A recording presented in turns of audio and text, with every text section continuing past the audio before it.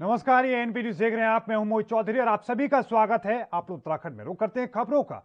उत्तराखंड के मुख्यमंत्री पुष्कर सिंह धामी इन दिनों दिल्ली के दौरे पर हैं। इस दौरान पुष्कर सिंह धामी ने राष्ट्रपति रामनाथ कोविंद, प्रधानमंत्री नरेंद्र मोदी, गृह मंत्री अमित शाह, रक्षा मंत्री राजनाथ सिंह, केंद्रीय कृषि मंत्री नरेंद्र सिंह तोमर, केंद्रीय मंत्री महेंद्र नाथ पांडे सहित कई बड़े नेताओं से मुलाकात की। इस दौरान सीएम ने जहां राष्ट्रपति रामनाथ कोविंद से शिष्टाचार भेंट की, तो वहीं प्रधानमंत्री मोदी से मुलाकात के दौरान उत्तराखंड के विकास और कांवड़ यात्रा को लेकर चर्चा की।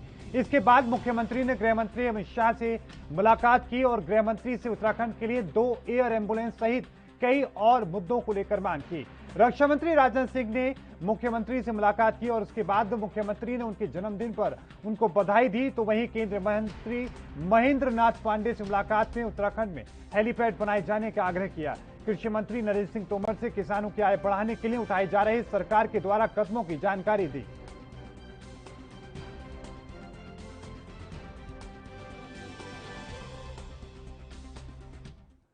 उत्तराखंड के बाजपुर में कैबिनेट मंत्री यशपाल आर्य ने 10 लाख रुपए की विधायक निधि से लोगों को शुद्ध पानी दिए जाने के लिए बिछाई जाने वाली पेयजल लाइन का शिलान्यास किया। इस दौरान कैबिनेट मंत्री के पहुंचने पर क्षेत्र के लोगों ने खूब जमकर वहां पर जोरदार स्वागत किया। बता दें कि बाजपुर के वार्ड नंबर 12 भौना कॉलोनी में रहने वाले लोगों को लंबे समय से पीने के पानी की समस्या का सामना करना पड़ रहा था, जिसको लेकर लोगों ने कई बार अधिकारियों से मांग भी की, लेकिन मांग पूरी न होने पर लोगों ने कैबिनेट मंत्री यशपाल आर्य को अपनी समस्याओं से रूबरू कराया, जिसके चलते कैबिनेट मंत्री यशपाल आर्य ने लोगों को पीने के लिए शुद्ध पानी मुहैया कराने के लिए 10 लाख रुपए की विधायक निधि अवमुक्त की।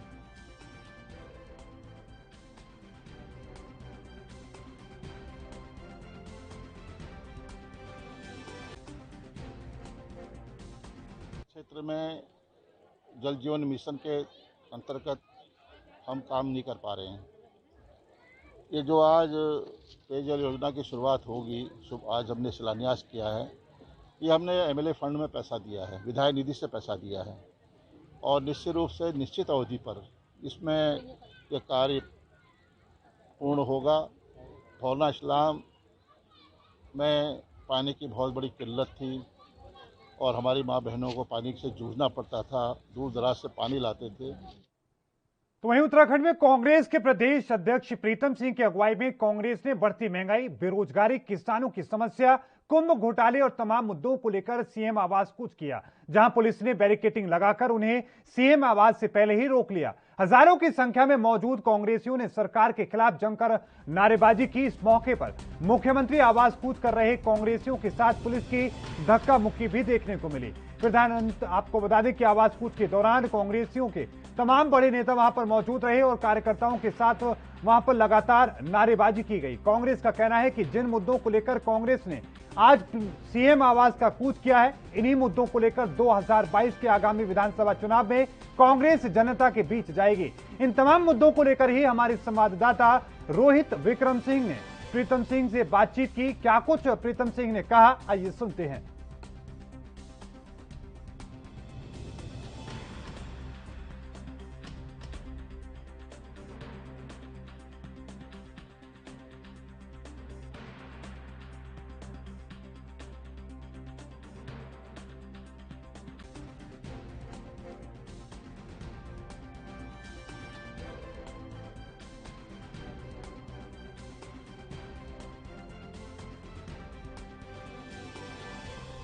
उत्तराखंड कांग्रेस के प्रदेश अध्यक्ष प्रीतम सिंह इस समय हमारे साथ मौजूद हैं। तमाम मसलों को लेकर प्रदेश सरकार का पुतला कांग्रेस ने फूंका और प्रदेश सरकार का लगातार विरोध कर रही है।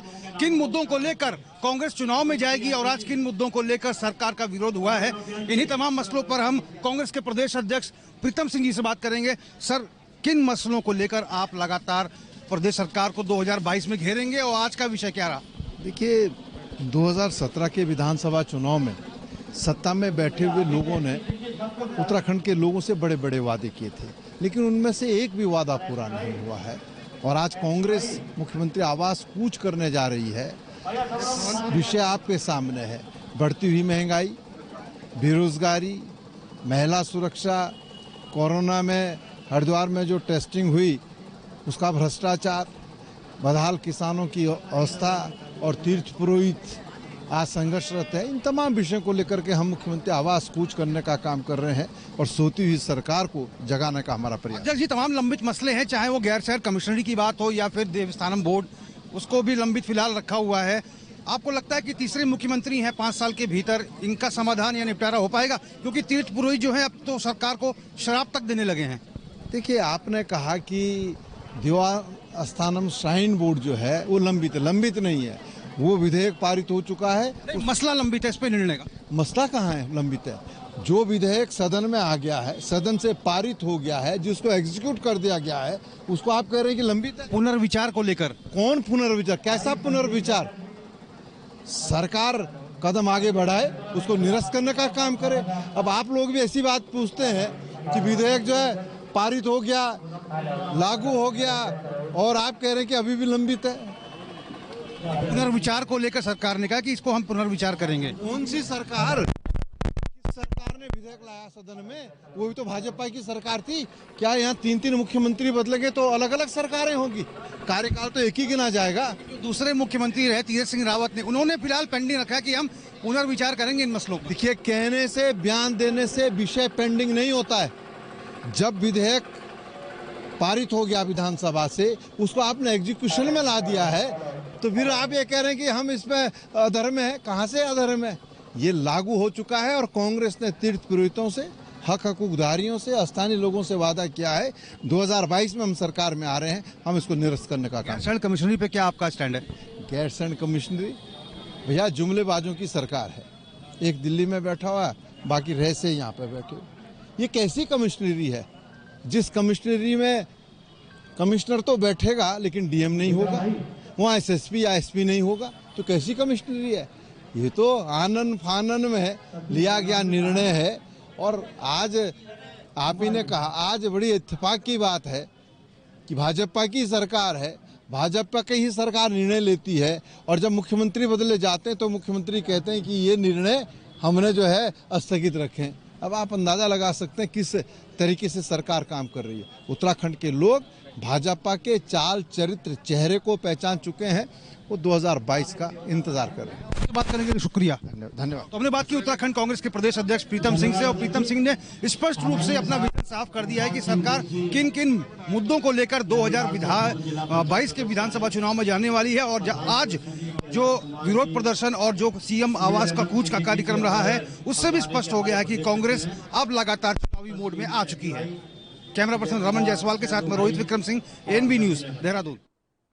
उत्तराखंड वासियों को प्रदेश में फ्री बिजली देने की मांग को लेकर आम आदमी पार्टी ने मुख्यमंत्री आवास कूच किया। पुलिस ने आप कार्यकर्ताओं को सीएम आवास पहुंचने से पहले हाथी बड़कला में बैरिकेड्स लगाकर रोक लिया। पुलिस द्वारा रोके जाने पर आप कार्यकर्ता वहीं पर प्रदर्शन करने लगे। बाद में आम आदमी पार्टी के कार्यकर्ताओं ने अपनी गिरफ्तारी दी। इस दौरान आप नेता कर्नल अजय कोठियाल ने बीजेपी की 100 यूनिट मुफ्त बिजली देने की घोषणा को चुनावी जुमला करार दिया। कोठियाल ने आरोप लगाया कि प्रदेश में बीजेपी सरकार ने पिछले 4.5 साल में केवल भ्रष्टाचार किया है और जब चुनाव नजदीक आने पर जनता को मुफ्त बिजली देने का झांसा दिया जा रहा है। उन्होंने कहा कि दिल्ली की तर्ज पर उत्तराखंड वासियों को फ्री बिजली मुहैया कराई जाए। इसके लिए दिल्ली के तमाम अधिकारियों को उत्तराखंड बुलाकर उनसे सलाह ली जाए। जनता की जो आज मजबूरियां हैं उनको देखते हुए आम आदमी पार्टी ने एक स्ट्राइक करने की कोशिश, एक मैसेज देने की कोशिश करी है मुख्यमंत्री जी को, उनके पास जाकर के बैठ करके डिस्कस करके कि ये जो उत्तराखंड में बहुत सारी चुनौतियां जो बढ़ती जा रही है, जो पिछले 20 साल से सरकार सही तरीके से एड्रेस नहीं कर पा रही, उसमें अभी रिसेंटली क्या हुआ है कि बिजली के बारे में कई इशू बनने शुरू हो गए। कोई कह रहा है कि बिजली आएगी, कोई कह रहा है बिजली नहीं आएगी, कोई कह रहा है कि बिजली फ्री कर दी जाएगी। मंत्री जी ऐसे स्टेटमेंट दे रहे हैं, सरकार ऐसी स्टेटमेंट दे रही है, फिर मुख्यमंत्री उसको ना काउंटर कर रहे हैं। कहीं कह रहे हैं कि उत्तराखंड के मॉडल को जो है वो बीजेपी के अपना आम आदमी पार्टी के दिल्ली के मॉडल को फॉलो करेंगे। तो हम तो ना सिंपल सी 2-3 चीजें बोलती हैं कि हमने पहले भी बोल दिया कि इस एक्टिविटी को करने के लिए आज आम आदमी पार्टी के बुजुर्ग महिलाएं, ex serviceman, x paramilitary force, gallantry award winner, युवा, सब लोग आज एक अच्छे तरीके से मुख्यमंत्री आवास जाना चाहते थे। दी जा रही है, हम उनको समझाना चाह रहे थे सरकार को, क्योंकि उन्होंने बोला हम कोशिश करेंगे, लेकिन प्रॉब्लम यह है कि वो बोल रहे हैं उन अधिकारियों को उत्तराखंड के जिन्होंने पहले बिजली को कीमतें बढ़ाने को गवर्नमेंट ऑर्डर बनाए, तो हमको तो लगता नहीं कि वो कहीं बिजली मुफ्त कर सकते हैं। 100 यूनिट 50 यूनिट जो भी वो बोल रहे हैं। दूसरा, पहले वो कहते थे फ्री में होनी चाहिए बिजली, आज वो कह रहे हैं कि बिजली फ्री में नहीं होनी चाहिए। क्यों? दूसरा, आम आदमी पार्टी फ्री वाली चीज़ें बोलती है, आज वो ना फ्री के चक्कर में पड़ गए।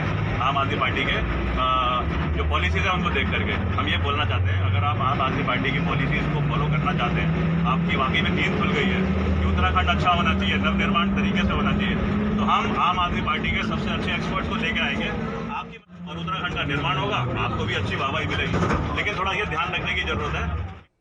तो वहीं पेट्रोल डीजल की बढ़ती महंगाई को लेकर जहां राजनीतिक दल अलग अलग मंचों से सरकार के खिलाफ हल्ला बोल रहे हैं, तो वहीं आम जनता भी पेट्रोल डीजल की महंगाई से त्रस्त आ चुकी है। देश के 4 बड़े महानगरों की बात करें तो सभी जगहों पर पेट्रोल की कीमतें 100 रुपए प्रति लीटर से ज्यादा हो चुकी है। वहीं डीजल भी अब 100 रुपए प्रति लीटर की कीमत को पार करने के लिए तैयार नजर आ रहा है। कुछ ऐसा ही हाल उत्तराखंड की राजधानी देहरादून का भी है। यहां पर भी जनता पेट्रोल डीजल की बढ़ती कीमतों से परेशान है। जनता का कहना है कि कोरोना महामारी की वजह से यहां आम आदमी आर्थिक तंगी से जूझ रहा है। वहीं पेट्रोल डीजल की बढ़ती कीमतों ने जनता की कमर तोड़कर रख दी है। कुछ हालांकि ऐसे लोग भी नजर आए जिन्होंने कहा कि पेट्रोल की कीमत कितनी भी बढ़ जाए, हम गाड़ी चलाते रहेंगे। बहुत ज्यादा है, कम होनी चाहिए। क्या प्रॉब्लम क्या आ रही है? बजट में क्या असर पड़ रहा है? घर का बजट तो बिगड़ ही जाता है। हमें मतलब सोचना पड़ रहा है कार ले जाने से पहले कि इसमें पेट्रोल डलाना पड़ेगा, इससे बढ़िया अपनी एक्टिवा या किसी से जाए। देखिए, बोझ तो पड़ेगा ही। मतलब मैं ये कहता हूँ कि डीजल पे हमारी पूरी अर्थव्यवस्था है और पेट्रोल पे आम आदमी की जेब, तो बोझ तो सर पड़ता ही है।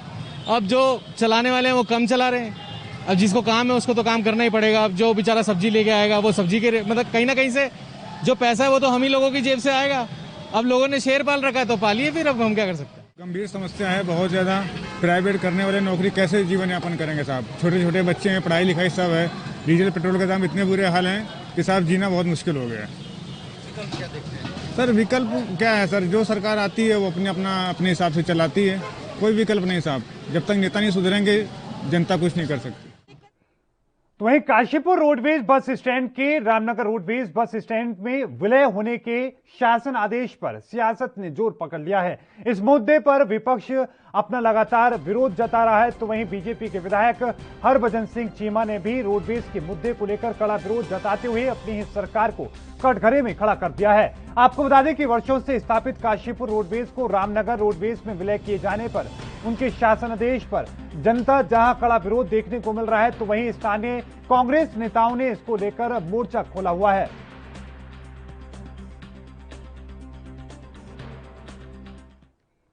कोविड महामारी के चलते लगे लॉकडाउन के कारण अब जब कुछ बंद हो चुकी थी तमाम चीजें, अब लोग अपने अपने घरों में कैद थे। ऐसी विषम परिस्थितियों में भी काशीपुर मीडिया सेंटर के सदस्यों और समस्त पत्रकारों ने अपनी जान की परवाह किए बगैर समाचारों को प्रकाशित कर जनता को जागरूक किया। ऐसे पत्रकारों को बीजेपी ओबीसी मोर्चा के जिला अध्यक्ष मनोज प्रजापति ने आयुष रक्षा किट देकर सम्मानित किया।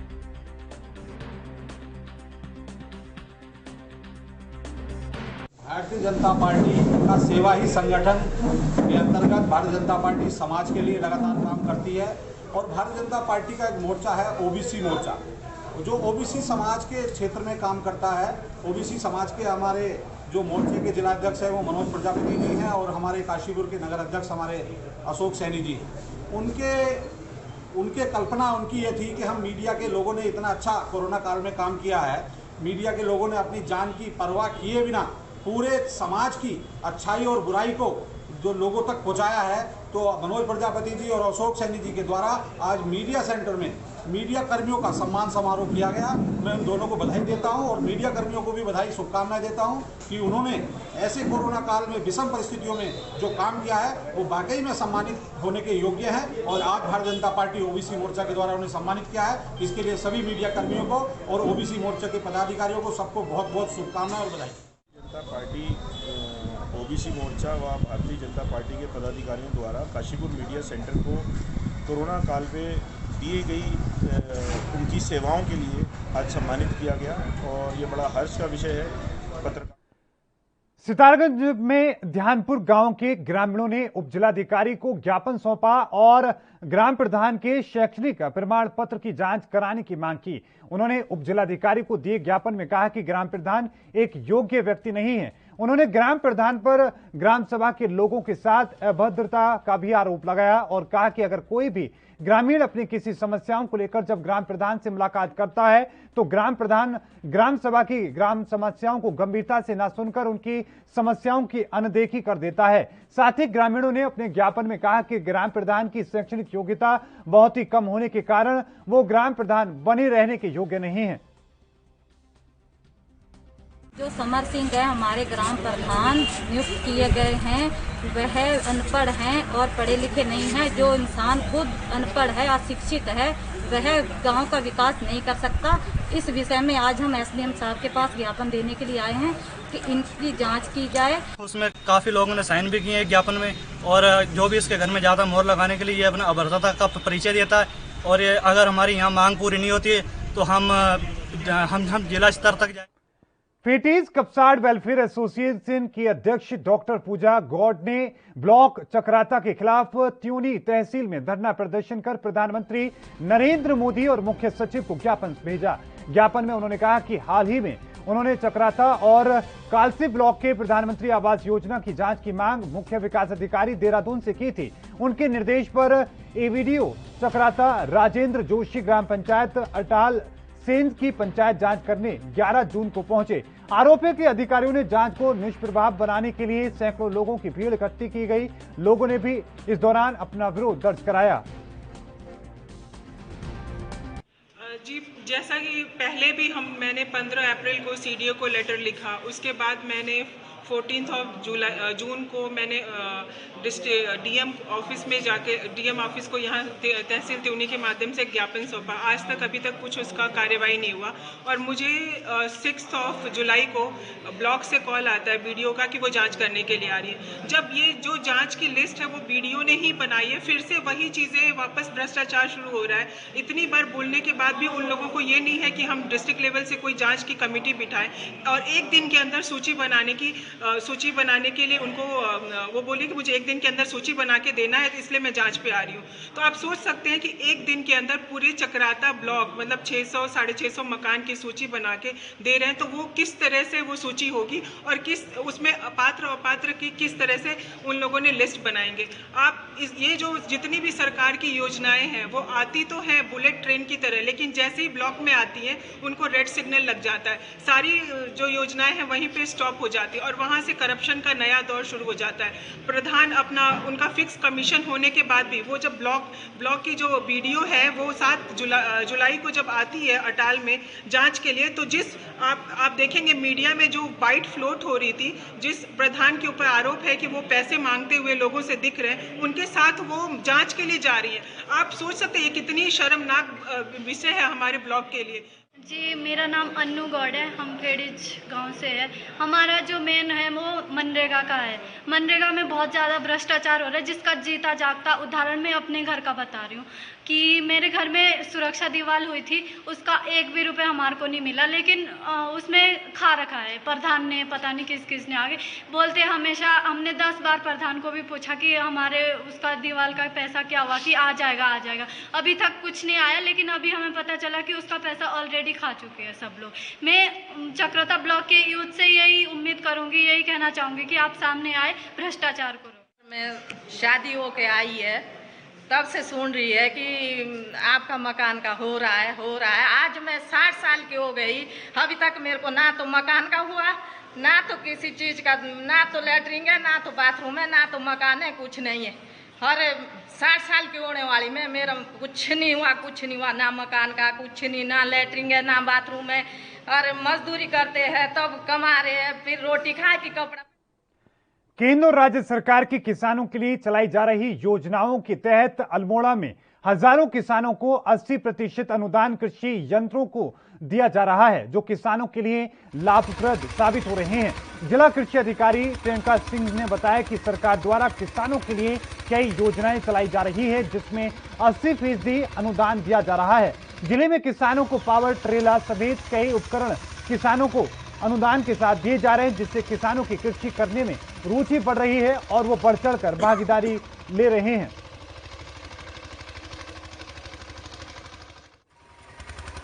कृषि की जब भी हम बात करते हैं तो कृषि यंत्रीकरण का जो है वो अपने आप में बहुत महत्वपूर्ण रोल है कृषि को आसान बनाने के लिए, सुविधाजनक बनाने के लिए। और उसको देखते हुए सरकार द्वारा बहुत सारी योजनाएं चलाई जा रही हैं।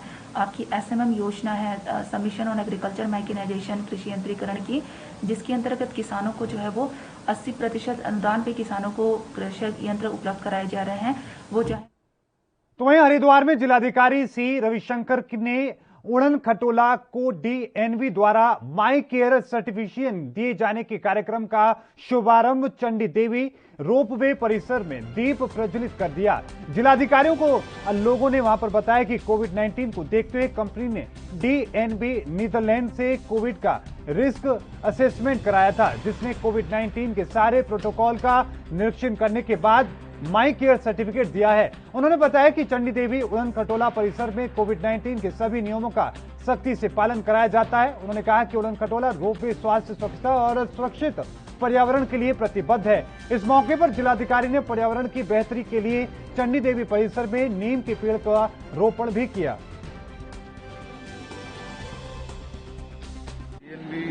माई केयर सर्टिफिकेट उषा ब्रेको के माध्यम से जो संचालित उड़न खटोला के जो केबल कार सर्विसेज यहाँ चलता है, उसको एक माई केयर सर्टिफिकेट प्राप्त हुआ है। इसका अर्थ ये है कि जो है कोविड का जो महामारी का परिस्थिति में जब पर्यटन और जो व्यवसाय जो है काफ़ी प्रभावित हुआ था, ऐसे परिस्थिति में अगर कोविड प्रोटोकॉल का पालन करते हुए अगर हम कुछ संचालन कर पाएंगे, वो जो है लोगों के लिए भी जो है कॉन्फिडेंस देने वाला विषय है। इस प्रकार का सर्टिफिकेट इनको दिया हुआ, ये इस आधार पर दिया है कि इनका जो संचालन है वो जो है काफ़ी रिस्पॉन्सिबली इन्होंने जो है कोविड प्रोटोकॉल का पालन करते हुए, सैनिटाइज करते हुए ये आज तक जो है संचालित किए हैं करके उसका एक पुष्टि हुआ है। तो इस प्रकार का एक तो वहीं उत्तराखंड के पहाड़ों में स्वास्थ्य सेवाओं को लेकर लगातार सवाल उठ रहे हैं। आलम यह है कि स्थानीय लोगों का आरोप है कि स्वास्थ्य सेवाएं बेहतर होने के बजाय लगातार बिगड़ रही हैं। लोगों का आरोप है कि चमोली जिले के थराली सहित देवाल और नारायण बगड़ विकासखंड की एक बड़ी आबादी को आज भी एक्सरे के लिए दर दर की ठोकरें खाने को मजबूर होना पड़ रहा है। पराली स्थित सामुदायिक स्वास्थ्य केंद्र में जहां पर पिछले 2-3 सालों से एक्सरे मशीन टेक्नीशियन ना होने के चलते धूल फांक रही थी, तो वहीं मीडिया में मामला आने के बाद CHC थराली में स्वास्थ्य महकमे ने जेड सिक्योरिटी के तहत एक्सरे टेक्नीशियन की तैनाती तो कर दी, लेकिन तैनाती के महज 1 महीने के बाद ही लंबे समय से जंग खा चुकी एक्सरे मशीन ने भी दम तोड़ दिया। हालत इस कदर बनी कि टेक्नीशियन टीम एक्सरे मशीन को ठीक करके जैसे ही वापस जाए, एक्सरे मशीन में फिर से कोई ना कोई खराबी हो जाती है। अब इससे लगातार लोगों की समस्याएं बढ़ रही हैं।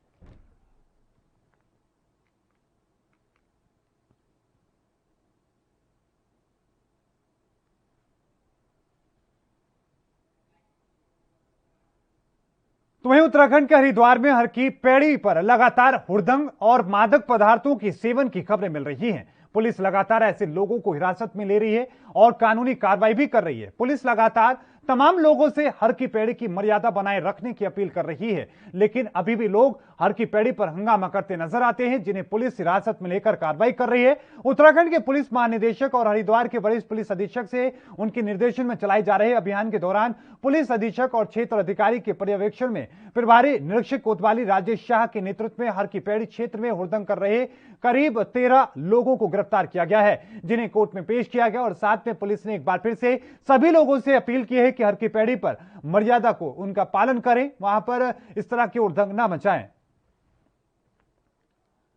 उत्तराखंड में लगातार नशा तस्करों के खिलाफ अभियान चलाया जा रहा है। वैसे में अल्मोड़ा के वरिष्ठ पुलिस अधीक्षक पंकज भट्ट के निर्देशन पर जनपद के सभी थाना चौकी प्रभारियों को अपने अपने क्षेत्र में नशे के खिलाफ अभियान चलाने के निर्देश दे चुके हैं। इस दौरान अवैध रूप से गांजा, चरस और अन्य नशीले पदार्थों की तस्करी कर रहे तस्करों पर कार्रवाई की जा रही है। इस बीच थाना सल्ट पुलिस ने अवैध गांजा बरामद किया है।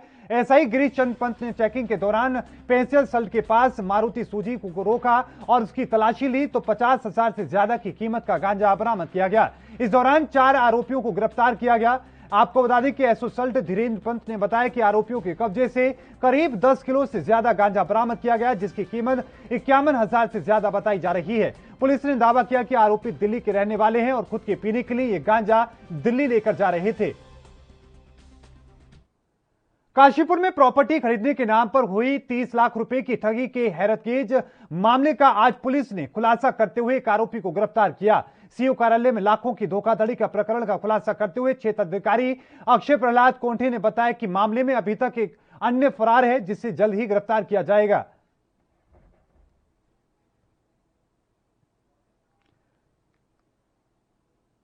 नैनीताल नगर के हाईकोर्ट परिसर हाउस क्षेत्र में एक युवक ने संदिग्ध परिस्थितियों में घर के अंदर फंदा लगाकर आत्महत्या कर ली। सूचना पर मौके पर पहुंची पुलिस ने युवक को फंदे से उतारकर अस्पताल पहुंचाया, जहां डॉक्टरों ने उसे मृत घोषित कर दिया। पुलिस ने शव को मोर्चरी में रखकर युवक के परिजनों को सूचना दी।